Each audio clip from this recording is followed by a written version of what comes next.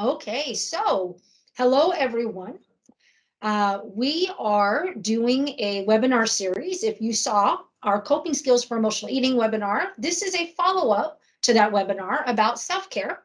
And we spoke about that during our emotional eating webinar. If you haven't seen it, definitely take a look at that. It goes over a lot of great things.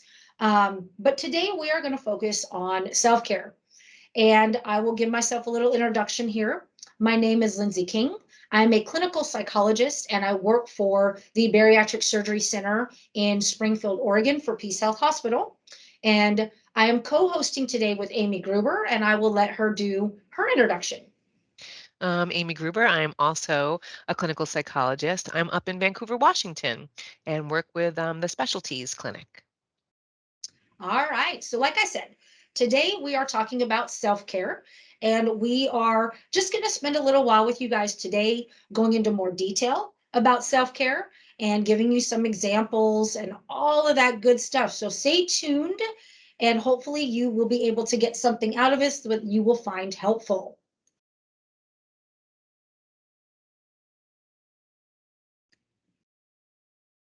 So today, our goal with the self-care is to focus on long-term strategies that provide adequate attention to one's own physical and psychological wellness. That's what self-care is. All right. So many people understand the importance of self-care, but if you don't know the importance of self-care, let me give you a little bit. Self-care is not a luxury, although it gets called a luxury many, many times, and people kind of put it in their priority list as a luxury. But really, it's not. It's something that we need. Engaging in self-care has been clinically proven to decrease or eliminate anxiety, depression, reduce stress, improve concentration, minimize frustration and anger, increase happiness, improve energy, and the list goes on. Physically, so those are all the mental health things. Physically, self-care has been clinically proven to reduce heart diseases, stroke, and cancer. And according to the National Substance Abuse and Mental Health Services Administration, that is a mouthful, but there are 8 different dimensions of wellness or self-care, and we are going to cover all of those today.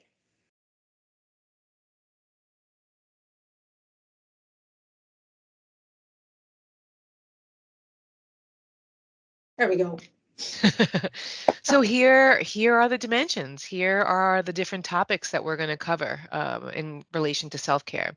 Emotional self-care, environmental self-care, financial self-care, intellectual, occupational, physical, social, and spiritual. So we're going to kind of take you through a ride where those are going to be all of our stops on the ride of self-care today.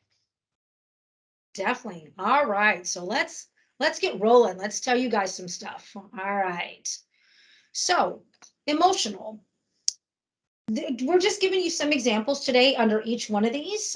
They are not all inclusive, just so you know, but if it vibes with you, if there's something that you read here and you're like, that's actually something that I want to do, am doing, or feel like I need to be doing, definitely put this into your life because any type of self-care is going to help you feel better. So, under the emotional one, some examples are talking to someone, journaling. And while you're journaling, I mean, I always say practice self-compassion. Sure, Amy would agree.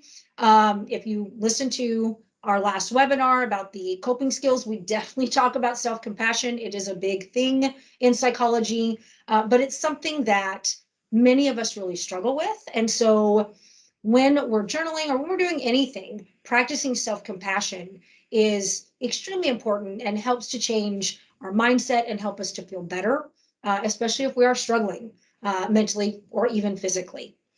Also, as we have here, reading, listening to music, working out, having a good cry. Crying does actually release cortisol, the stress hormone from our body. So when people say that crying is therapeutic, they're not lying. It actually does make you feel better to have a good cry. Hugging someone, laughing, or taking a nap. And like I said, these are not all inclusive. These are just some of the emotional self-care that people can engage in that's going to help them to feel better. Yeah, I just want to kind of reiterate that self-compassionate piece. I think it's something that, in our society, we're not very good at, as a generalization.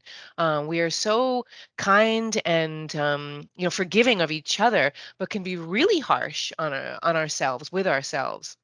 And practicing self-compassion can feel clunky. People often feel like when they're first starting that it feels awkward, but it's so important to nurture yourself, be kind to yourself, and kind of watch that self-talk, because whatever your internal self-chatter is, it's going to impact you emotionally. So making sure that it's coming from a compassionate place. Definitely. Totally agree. All right. And then environmental. This is just relying upon the environment, engaging with the environment as a way to be able to tend to yourself, feel connected to something larger than yourself. Taking a walk somewhere nice. I mentioned this in the previous webinar, that nature. There's so much research about the impact of nature on the brain. 15 minutes can have a significantly positive impact on your central nervous system, mood, energy, motivation, creativity, and sense of connection. So taking a walk somewhere nice is like medicine, essentially. Breathing in that fresh air is also like medicine. And getting out into nature, I feel like, is another piece where, that I'm kind of keep coming back to that. And enjoying the sun or night sky. I think most of us kind of like that feeling when you feel the warm sun on your face, especially, in the Pacific Northwest after, there's been lots of gray or rain. And the night sky, there's something pretty magical about looking up at the night sky and, again, that sense of connectedness. Cleaning your house, that's your, immediate environment. If you kind of make it organized, oftentimes it can be relaxing. And recycling, just a way to be able to kind of feel good about tending to the greater environment and our future.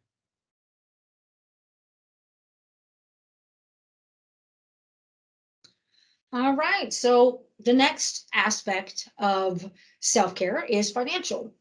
Um, a lot of times when people come and speak to me about the stressors that they might be going through, and Amy probably can speak to this as well. A lot of my clients and patients have stress that's related to their finances.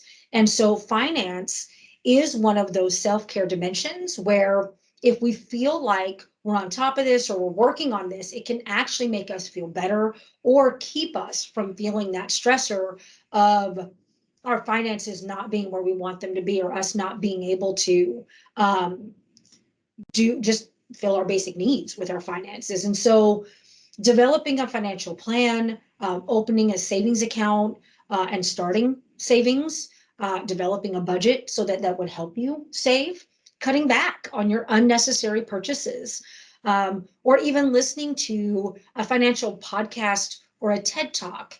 Again, these are just a small list of things that you can do to help yourself start getting your finances where you'd like them to be, but also decrease the stress that's related to finances.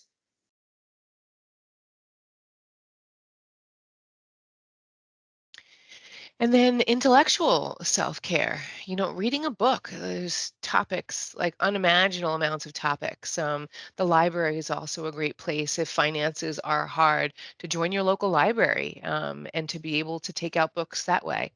Audiobooks as well. That's, there's lots of apps that you can read audiobooks. You can also take them out from the library as well.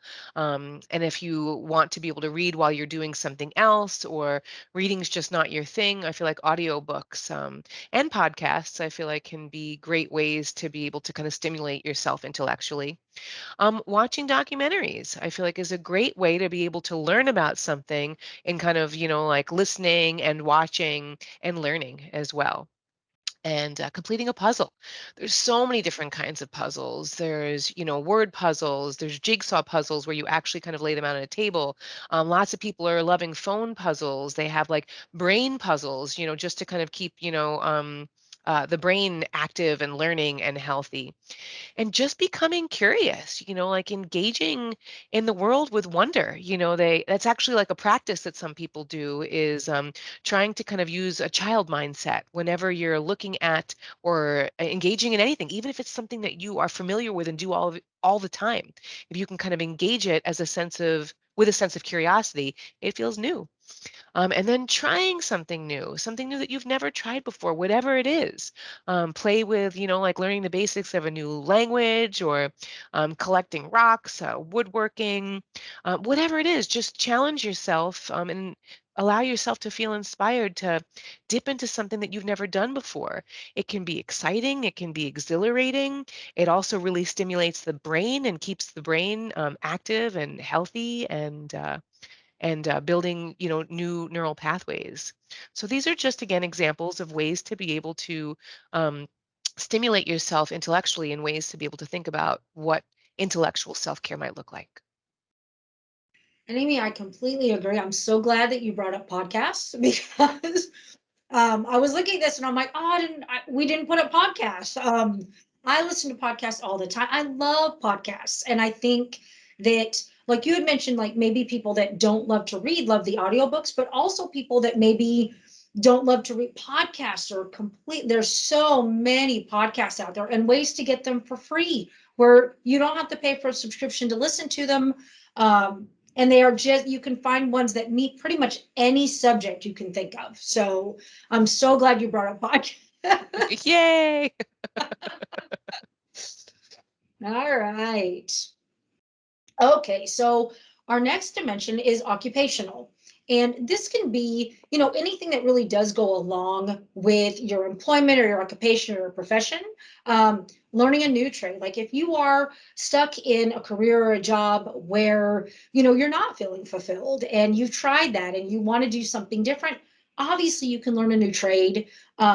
What helps a lot of people is getting a degree, taking a class maybe that would give you a certification that would already enhance the employment or the career you're already in, uh, training for a promotion, putting together or polishing your resume. So obviously, if you are going to be out there looking for a different job or employment or just trying to see what your options are, looking back over your resume and making sure that it does actually have all of the skills and the things that you've done in the last few years. Like maybe you haven't updated it for a while and you want to go back over that to polish it up. Or obviously, you can open your own business. There are entrepreneurs, there are small business owners out there who probably would say that opening their own business was one of the best things they've ever done. But all of these are self-care. It really is looking at, if you're feeling unfulfilled, if you're feeling stagnated, if you feel that you're stuck in a job where you want to be doing something different or something more, all of these just kind of have you looking at the occupational types of self-care that might help you not feel down or stressed out or stuck.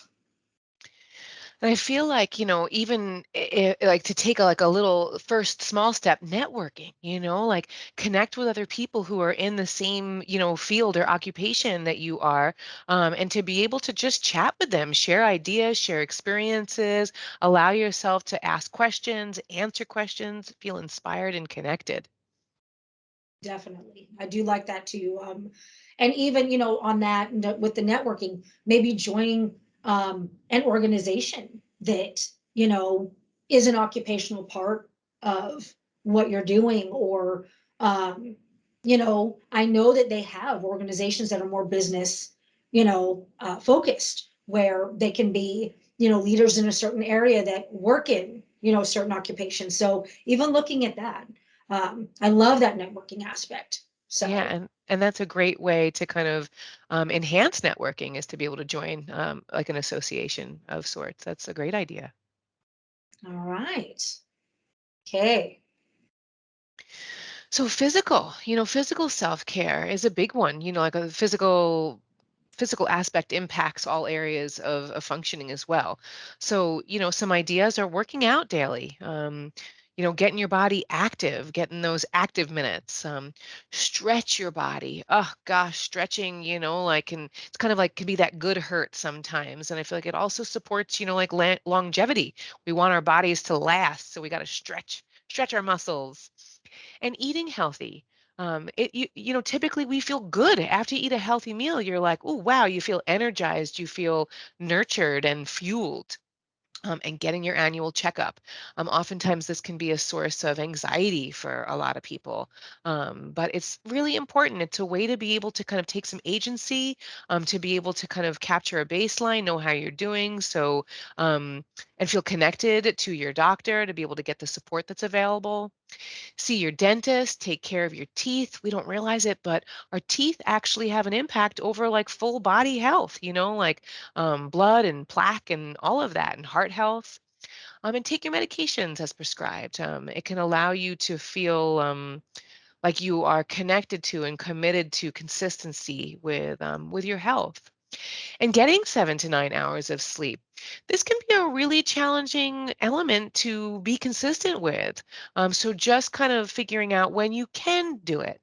Lean in and get 7 to 9 hours of sleep. Pay attention to what your sleep hygiene is and how to support you in getting adequate sleep. And noticing, like the days that you do versus the days that you don't, and avoiding drugs and alcohol. Typically, if we're leaning on drugs or alcohol, it's because of some sort of stress or drive or habit that pre-exists. And the truth is, in the long run, they work against us instead of for us. And it's just important to kind of recognize the ways in which they will set us back as opposed to support us. So, just being aware when you're pulled towards that and thinking about other ways to be able to tend to yourself physically. And I completely agree with obviously everything that's on this slide.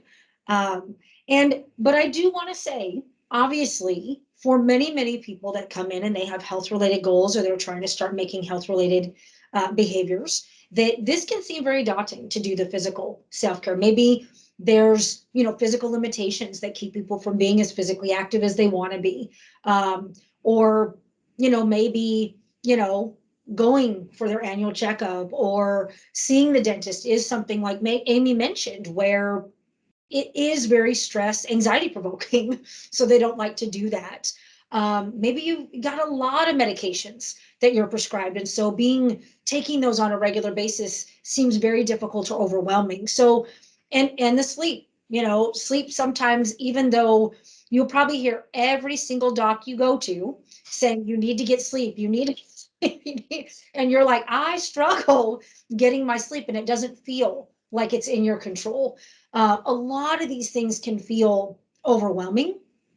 What I would say about this one is maybe pick the one out of all of these that seems the most realistic and doable, and start there and then build, from there. Like maybe, it feels like, all right, so I can't really, I'm not great at getting my sleep, or maybe I struggle with insomnia. But I can take my meds and maybe I'll start there, and then once you feel like you've got a really good habit with that, maybe then, instead of feeling like you got to work out every single day, maybe like Amy said, just stretching every day, or doing seated chair exercises if you've got some physical limitations. And there is seated chair stretching, just so everyone is aware. Hmm. I've It looked it up on counts. YouTube, and it counts. And they're free videos on YouTube. So, but I just wanted to throw that out there, that I do realize, and I hear that from many patients and clients, that the physical self-care can seem very overwhelming and difficult, but maybe to start with something that feels like the most realistic or doable. I like that. I like that. I appreciate you saying that, Lindsay. And any little bit counts, like 5 minutes of stretching is better than nothing. And you will feel good afterwards. And if you don't push it, just do 5 minutes, you're going to want to do it again. You're going to want to do it more. Definitely. All right.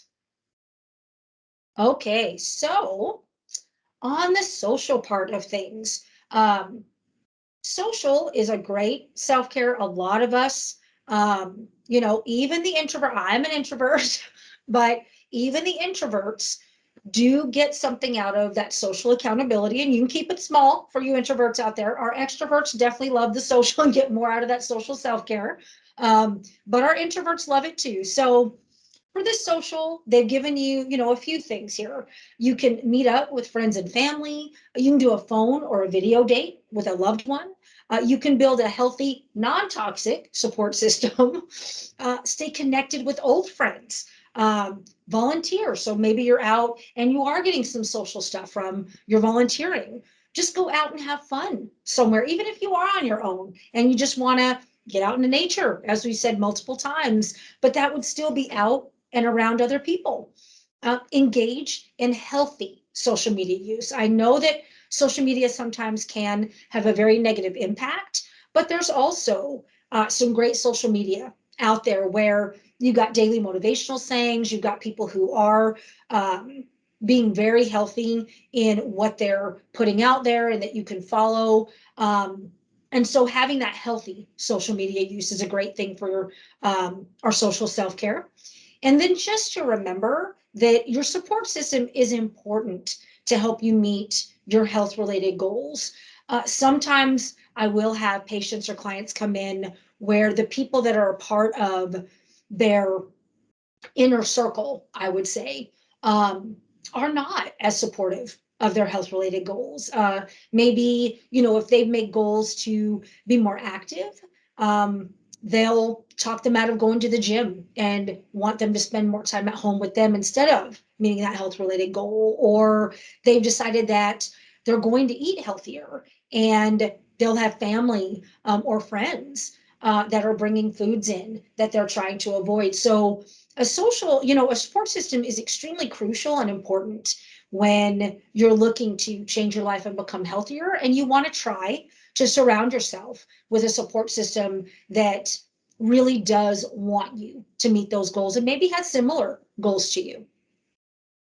I do feel like that's a really important piece. We are so impacted by who's around us, the messages that they're sending, and do they see us? Will they support us? Can we rely upon them? So I feel like it's just important to kind of, take note of, do you feel authentically supported?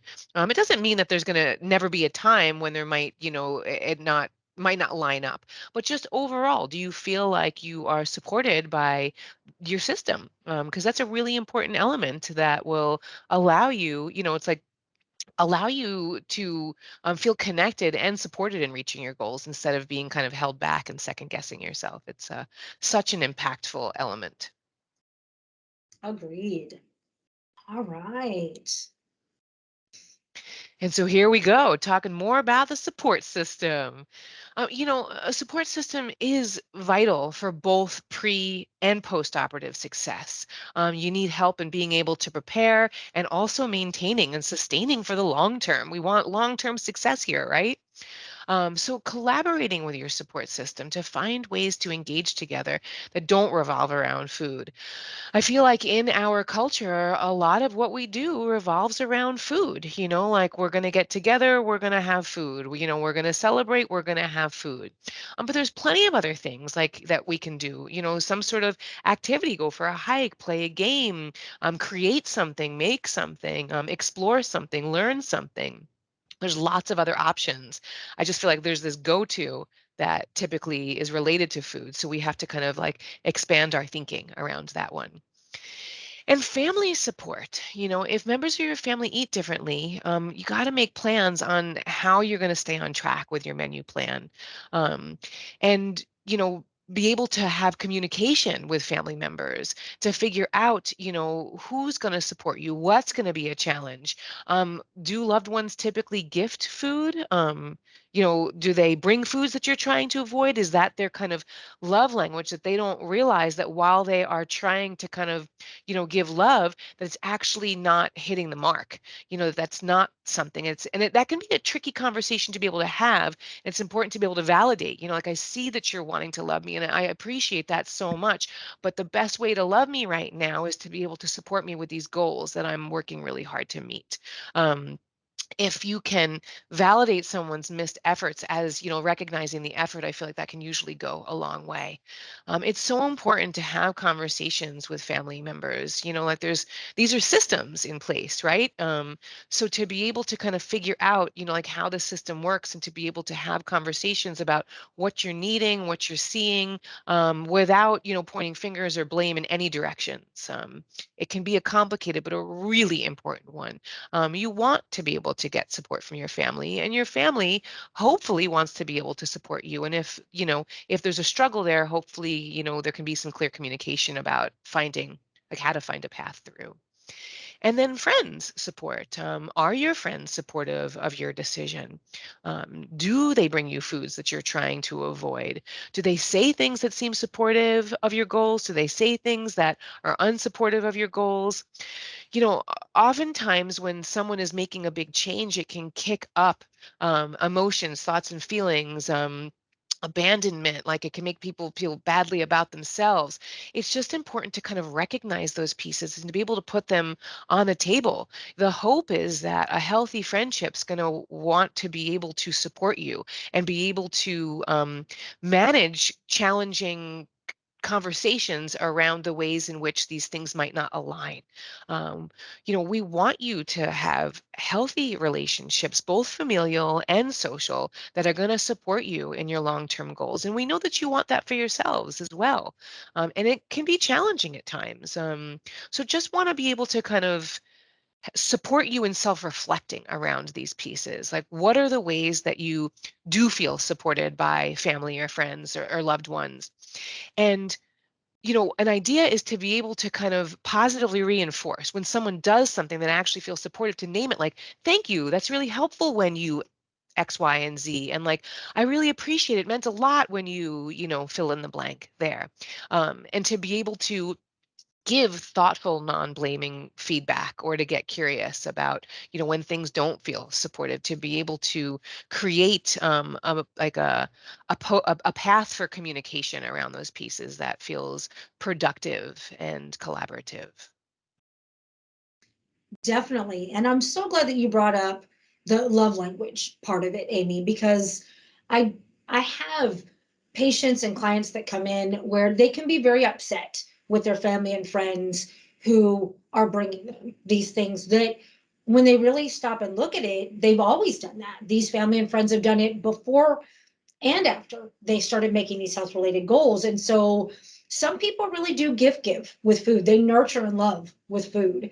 And they're used to doing that with these people that are trying to make these changes. So if you really look at that and validate for someone, I really appreciate that this is what you're doing. And then maybe if there is something else they can do, to show you that love and support, maybe give them a solution. Like, maybe say, when you're at the grocery store and you do want to grab me a treat because you're getting yourself a treat, how about, and then maybe name off something that you would be comfortable with them bringing you home. So it doesn't always not have to be food related, but maybe giving them that solution, because we all do give at times. And it may not be that their motivation is, or intention is, to derail or be unsupportive. They just don't know what else to do. And they're so used to gift giving and loving with food. So maybe giving them, something else that you would totally be okay with, that they can love you in some other way.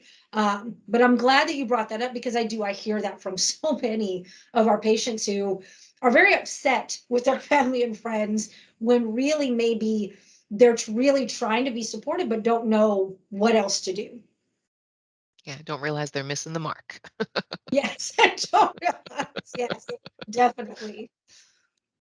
All right. So our next self-care dimension is spiritual. And so we've got a few things on here that you guys can do to increase your spiritual self-care skills. You can meditate, pray, reflect, engage in yoga, do right by others, be mindful, and help those in need. I will say about meditation there, there is a lot of research about the effects, the positive effects of meditation. I also have many patients and clients who have tried meditation or don't ever want to try meditation, that's okay. So let me put it out there. If meditation is not your thing, there are other things on here that you guys can do that still is very in line with spiritual self-care. But if you're open and you've never tried meditation, I would definitely give it a go. There are, again, YouTube is a wonderful platform. They've got many different guided imagery and meditation type of videos that are completely free that can help you kind of look into this field and see if it is something that would help you to feel better. That being said, they also have a lot of yoga videos. So they've got yoga, is also something that has a lot of research behind it. I am not a big yoga person. So again, I'm not saying everyone has to do yoga and meditate, but it has a lot of great research. And so that's why we bring these things up, is that there's so many things that you can do to engage in spiritual self-care that has research behind it of how positive it is for both your mind and your body. Yeah, I think that I also struggle with the meditation piece. It feels like this challenging state to achieve, but I can play with mindfulness. Mindfulness feels a lot easier, like playing with the five senses or observing the breath, that just feels a lot more doable for me. And, like Lindsay's saying, this is different for everyone. And it's important for you to try things out, see what works for you. Don't immediately count things out. I think before I ever tried yoga, I was just kind of like, I don't think I could do it. And then realize, like, the stretching parts, I enjoy the stretching parts. So yeah, it's just, a matter of being open and how to feel connected and supported, in terms of spiritual self-care. Definitely. So, last thoughts for this piece. We really want to drive home and help you to understand that self care is really critical to maintaining your energy and quality of life. As Lindsay started off by saying, like in the beginning of the webinar today, it's not a luxury, but yet it's kind of often posed that way in our society. It's this thing that we are not necessarily taught to do. There's even like this element of discomfort or feeling selfish, and the thing that I often say to people is that's that whole notion of like when you get on the plane, they tell you to put your own oxygen mask on first before help anyone else put their oxygen mask on. And I feel like that's what self-care is. It's like you're tending to yourself so that you can go out and tend to everybody else and all the needs and responsibilities that you are committed to. Uh, Many individuals, many of you are caregivers to others, whether it's spouses or children or elderly parents, or just even in your work, your field.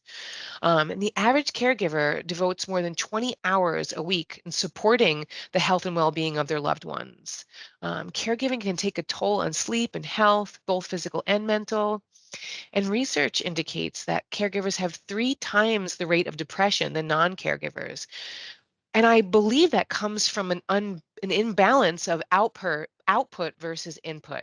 Like if you're going to give that much care out, we have to learn how to redirect some of it to ourselves, how to prioritize our needs, how to recognize our needs and tend to our needs.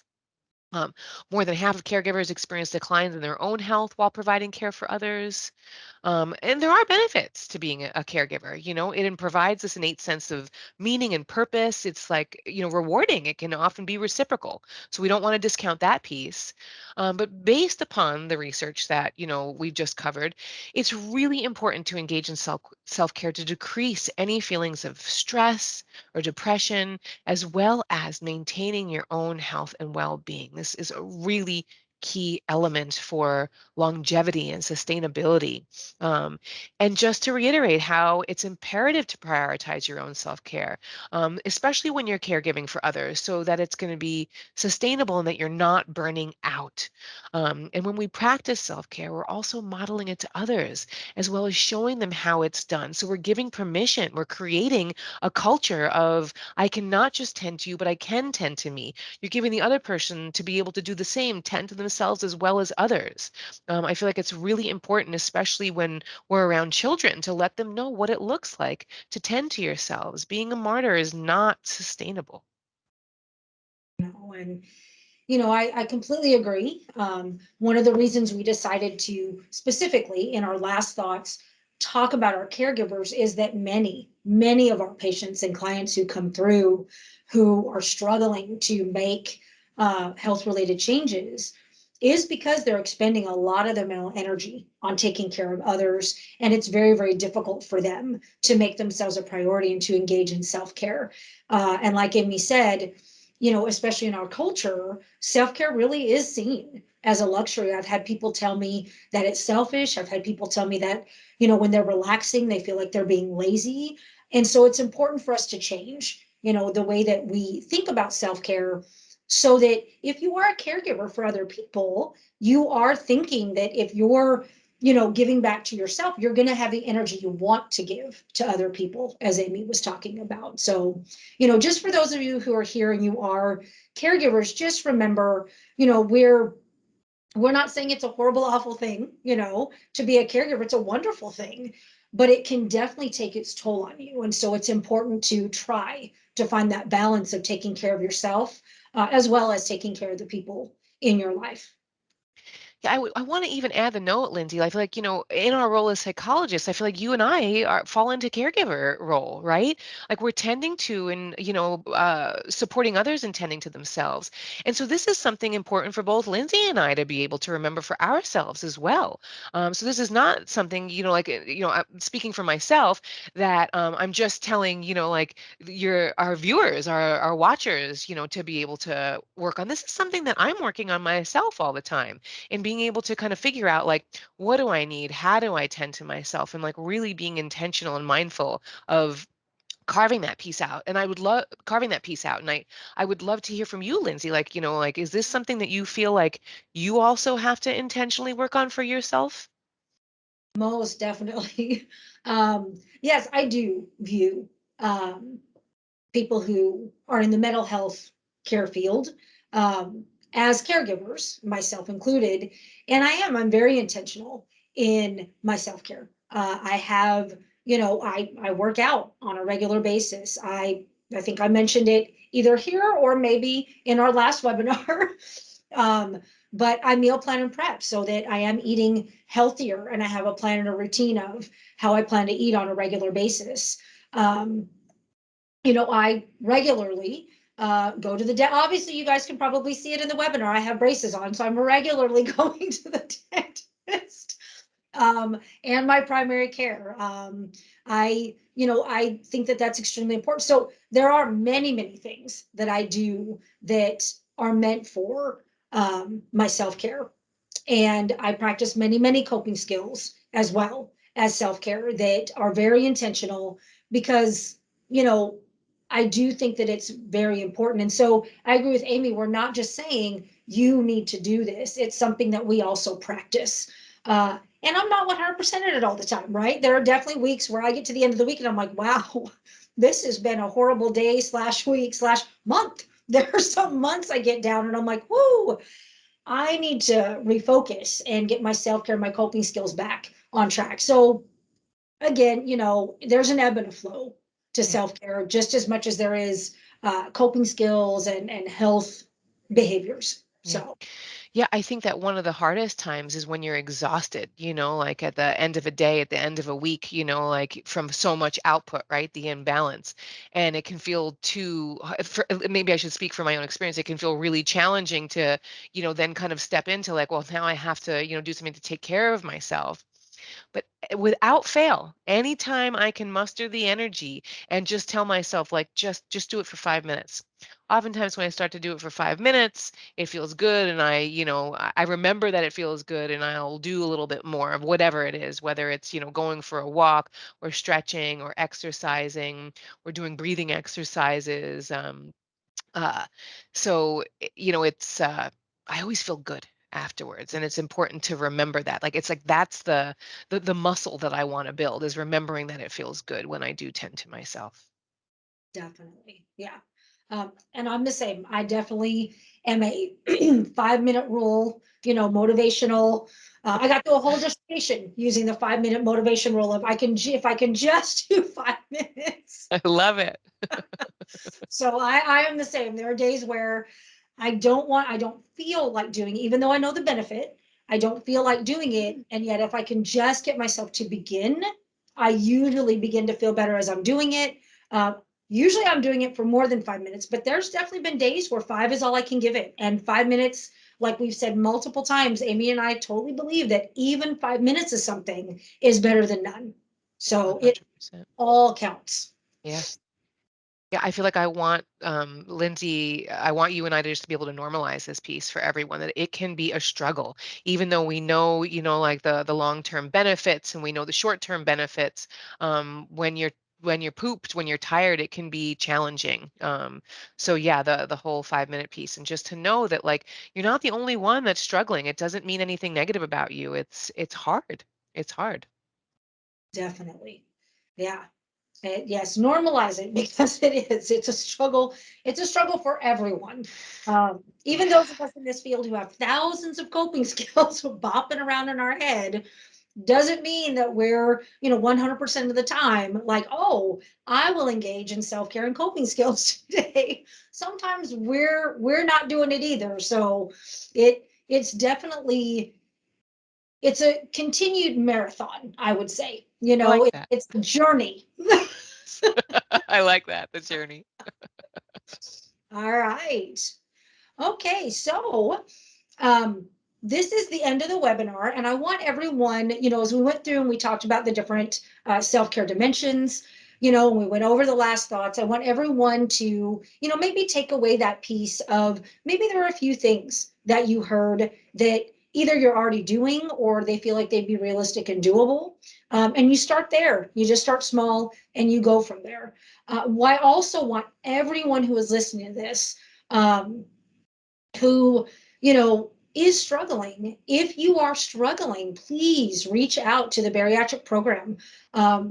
We are here to help you. We want to be able to provide those resources for you. If you watch this webinar and you're like, you know what, I'm going to try and engage in those things on my own, and yet you're trying and you're trying and it's just not working out, and you feel like you're struggling more than what you need to or what you like, then please reach out to us. We are always a resource for you. We are here to help. Thanks, Lindsay. Thank you to everyone who's watching. Yes, thank you, Amy, as well. And thank you to everyone who came today and watched. And I hope that this was very helpful to you. Have a wonderful rest of your day or week.